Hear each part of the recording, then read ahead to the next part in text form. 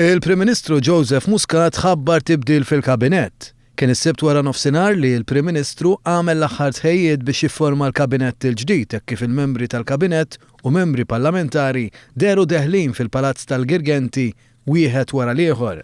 Tibdil li huwa wkoll riżultat tan-nomina ta' Mari-Louise Colero Preca għal President ta' Malta. Intant, il-Perit Carmenu Vella se jkun nominat għal Kummissarju Ewropew u għalhekk mhux se jibqa' jifforma parti mill-kabinett. F'waħda mill-bidliet ewlenin fil-kabinett, il-Ministru Konrad Mizzi ingħata wkoll ir-responsabbiltà tas-settur tas-saħħa flimkien mal-qasam tal-enerġija. Chris Fern se jkun is-Segretarju Parlamentari għas-Saħħa fi ħdan l-istess Ministeru. Il-tabib Michael Farrugia se jkun Ministru għall-Familja u s-Solidarjetà Soċjali filwaqt li Justine Caruana se tkun Segretarju Parlamentari għad-drittijiet ta' persuni b'diżabilità u anzjanità attiva. Owen Bonnici kien elevat għal Ministru għall-Ġustizzja, Kultura u Gvern Lokali, bis-Stefan Bontempo Segretarju Parlamentari għall-Gvern Lokali.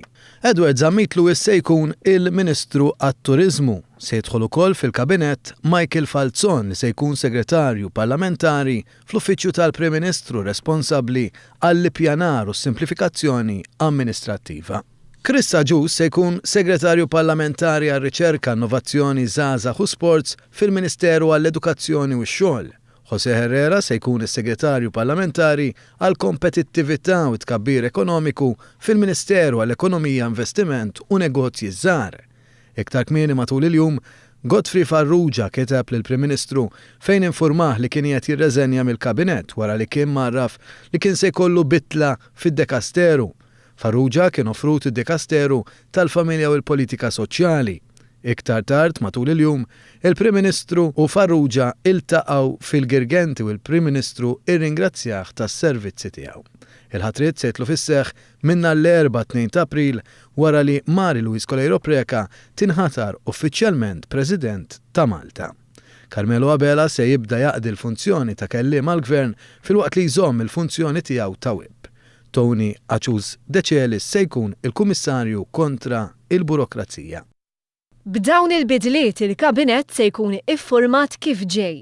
Prim Ministru Dr. Joseph Muscat, Segretarju Parlamentari għall-Ippjanar u Simplifikazzjoni Amministrattiva Dr. Michael Falzon, Deputat Prim Ministru Ministru għall-Affarijiet Ewropej u l-Implementazzjoni tal-Manifest Elettorali Louis Grech, Segretarju Parlamentari għall-Presidenza Unjoni Ewropea 2017 u Fondi Ewropej Dr. Ian Borch, Ministru għall-Affarijiet Barranin Dr. George Vella, Ministru għall-Edukazzjoni u x-Xogħol Evarist Bartolo, Segretarju Parlamentari għar-Riċerka, Innovazzjoni, Żgħażagħ u Sport Chris Agius, Ministru għall-Iżvilupp Sostenibbli, l-Ambjent u t-Tibdil fil-Klima Leo Brincat, Segretarju Parlamentari għall-Bidja, Sajt u Drittijiet tal-Annimali Rodrigue Galdes, Ministru għat-Trasport u l-Infrastruttura Joe Mizzi, Ministru għal-Għawdex Dr. Anton Refalo, Ministru għad-Dialogu Soċjali, Affarijiet tal-Konsumatur u Drittijiet Ċivili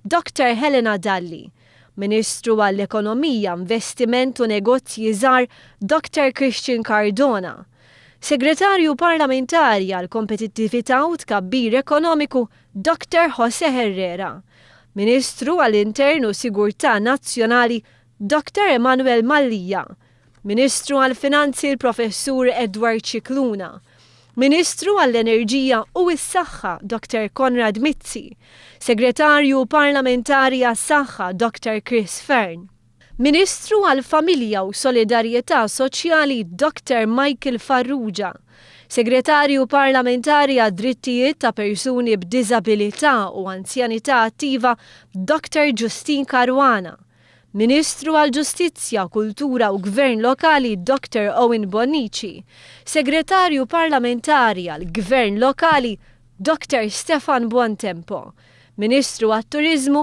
Dr. Edward Zamitlu.